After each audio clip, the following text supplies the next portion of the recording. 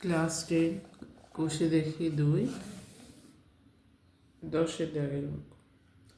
যদি 292 টাকার একদিনের সুদ 5 পয়সা হয় তবে বার্ষিক শতকরা সরল সুদের হার হিসেব করে লিখো।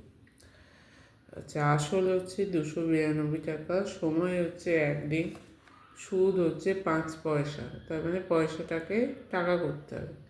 এবার সুদের হার মানে আরের আরটা কত হবে, তাই পি হচ্ছে 292, পি 292 টাকা, সময় টি হচ্ছে একদিন, আমরা বছরে হিসেব করি, একদিন মানে হচ্ছে 1/365 বছর।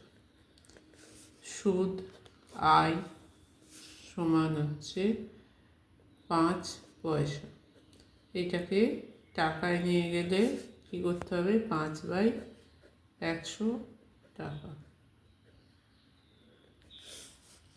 সুদের হার, বার্ষিক শতকরা সুদের হার, আয়ের মান কত, তাহলে সুদের ফর্মুলা কি, আয় সমান PRT/100, আয় মানে 5/100, পি 292, আরটা বার করতে হবে, টি হচ্ছে 1/365/100,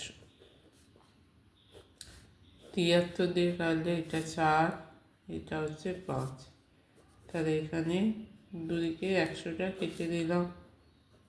5 সমান 4R/5, 5 5-এ গুণ করলে হচ্ছে 25 সমান 4R, অতএব R সমান হচ্ছে 25/4 সমান 6×1/4%।